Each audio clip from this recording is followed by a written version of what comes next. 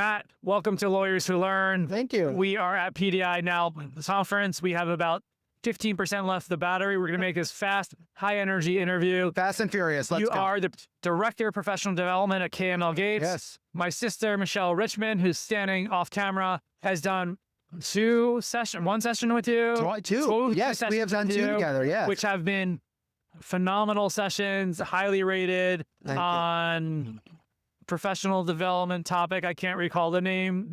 Michelle, what was the topic you taught on? Metrics and stay interviews. Stay interviews. That was a good one. You have been at K&L for 23 years. Yes. Let's start with that. Yeah. Like, usually everyone else I've interviewed in PD is, I started as a litigator, 6 years in, I realized it wasn't for me. 23 years, I assume that's what, out of college. Okay. So actually, technically when I was still in college, but that doesn't even count, that 23. It's very rare. You're the only person I've actually interviewed who's good. No, that's not true. There's a couple others. Yeah. Tell me, what did you start at K&L Gates? Tell me K&L for at 23 years ago. So when I first joined the firm, I was a summer intern, and I did that because I was in college and I was really interested in the law, and I thought I would want to be a lawyer. I actually started working at the firm and quickly realized that was not the path I wanted to be on. But I also realized that I still really enjoyed the environment. I love the legal industry. I've come to really appreciate it. And I was trying to figure out what I wanted to do in my career.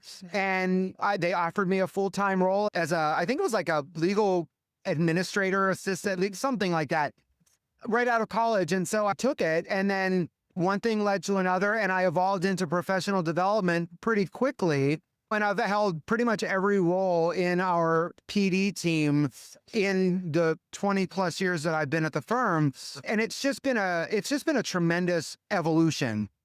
I'll say this, I've been doing Lawline for 17 years, so it's not too far off. No. So for me, it feels like 5. Do you have that same feeling? Like it doesn't feel like... It feels like a blink. Yeah. I still remember sitting at my very first desk in our office in Pittsburgh and wondering, what the heck am I going to do with my life? Why am I here? What am I doing? And here we are 23 years later and still here. Just give me a sense of your day-to-day right now. So it's a lot, depending on the time of the year, right? Like we'll talk about right now, it's a lot of strategy, thinking about 2026, what is happening next year, all of our priorities and programs. But I have a tremendous team that support me and that I get to work with me. Globally, I have 13 and my team. What program that you do are you most passionate about? Some of my most proud work has to do with our leadership development programming. We are continuously evolving that program at all levels. So not just, we talk a lot about associate leadership development, but we're also talking about it at the partner level, what the support looks like for our newly minted partners, our lateral partners, but we also talk about it at the allied professionals level. And we're getting ready to launch actually a brand new program under our allied professionals curriculum for high potential managers as a leadership development opportunity. And what is the key? How do you put that together? There's so many different ways you can teach leadership training and development. What is the area, like servant leadership is one that I really love. But where do you guys hook on to as like for associates? Like what are, for us, it's just the fundamentals. It is a lot of fundamentals, but we also talk a lot about strategic leadership and how associates can really make their mark and really develop the relationships that they need to not only evolve to partners, either partners at our firm, or sometimes people move outside of the firm too. We're very open about that too. But what does leadership development look like in their entire career trajectory? And sometimes that means moving into an in-house role and keeping those relationships, but developing the skills necessary to really enhance their basic fundamental leadership skills. But one thing that I really like us to focus on a lot, and sometimes it might be counterintuitive in the legal industry, is compassionate leadership too. Because at the end of the day, we are all human. The hardest lawyer is still a human being at the end of the day. And I think the more we can talk about that compassion and how we operate with humanity, I think it can only serve us well. In terms of your personal mindset and your development, I asked you before, what is something that you use in your day-to-day? Yeah. Can you share that here? Yeah. I actually think it goes back to our leadership philosophy, and it has to do with compassionate leadership. Yeah, because I'm an empath.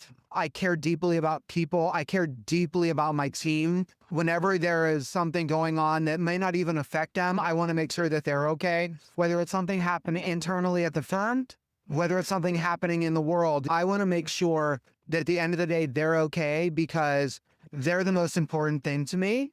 And we always say no one's dying on our table, right? We all have lives outside of work. We all have our other priorities, our problems, and I want to make sure that they are okay. And so as a leader, I really try to bring that compassion to them. In addition to compassionate leadership, you also said defaulting to yes. Oh gosh, yeah. So for a long time in my career, my default, whenever anybody would ask me about an idea or they had a question, oftentimes my default would be, no, I don't think that's going to work. I don't know. Let me think about it. Or just a flat out no. Several years ago, it was my very first senior administrator's leadership meeting at the firm whenever I became a director. And we happened to have some folks in doing sessions on growth mindset. And that was absolutely transformational for me, because it really made me realize that the answer is not no. The answer might be not right now. But if you always think about it from a position of yes or a position of what if, then it opens the door to all possibility. I think that's great. There's, of course, the flip side of that, saying yes to too many things. No, that's and people say the power of no.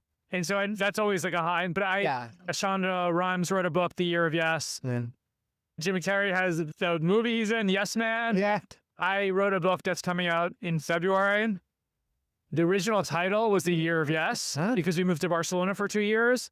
And the dean gave us advice when we first moved there to say yes to new experiences. But we switched the title because it was too close to Shonda. I'm all for that, even though saying yes. You can't say yes to everything. Yeah. But thinking about the possibility, and it might not be saying yes to everything, but just thinking about the what if, the what could be. Totally. Sometimes you still have to say no. And a lot of times in our position, we still have to say no or reframe things. If you can do it in a thoughtful, compassionate way, then, I think it makes us better. It makes us stronger. How are we doing on percentage? We're doing fantastic. Look at us. Love it. So 6%. 6%. 2 more questions. Yeah. You've been doing this 23 years. What hobbies outside of work give you energy as you learn and grow? Yeah. I'm a musician. I have been a musician since I can remember. I started piano lessons in 2nd grade. I started playing the trumpet in 4th grade, and I still do both today. I don't play the piano as much anymore, but I play the trumpet all the time. I have done everything so it's been everything from individual performances at religious services, weddings, things like that. I've played in symphony orchestras, big bands, jazz, musicals. Anything at the law firm? Nothing at the law firm, but I am now our office's talent booker for our holiday music event, because I happen to know so many, our holiday parties, because I happen to know so many musicians in the city. And actually, we have a beautiful string trio coming in a couple of weeks for our holiday party. But you should surprise them. I don't know if my trumpet would go well with the string. They might kick me out. They might kick me out. But maybe piano with it. You said piano. Yeah, I could do the piano. Does everybody know at work that this is what you do? A few people. Oh, that'd be amazing. I could just roll in with a keyboard. But I actually credit my music. I have done all of these ensembles and all of that. I've done a lot of theater. And to me, being involved in music and having those experiences from early on, they really helped to shape my leadership journey too. It taught me teamwork. It taught me adaptability, flexibility, but also being a leader, both in an ensemble, on stage.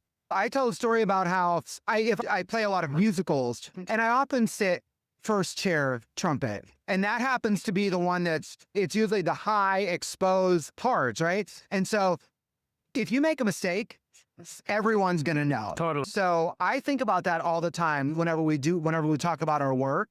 We talk about our programming, our events, to try to make it as polished as you can. Like, it's not always going to be perfect, right? But to make things as polished as possible, because That way, no one can say, "Oh, that wasn't very good," or you made a We mistake. once went to a orchestra training for this event I was with. It was Philharmonic Orchestra, and what they showed us was every team follows a leader in the team, and the leader follows the conductor. Yep. So not everybody's looking at the conductor. They're just looking. It was super cool to learn that. There's So- all the section leaders, and then there's the conductor. Yeah. And that's in our world, right? We have our top people, we have our chiefs, our partners, our global managing partners.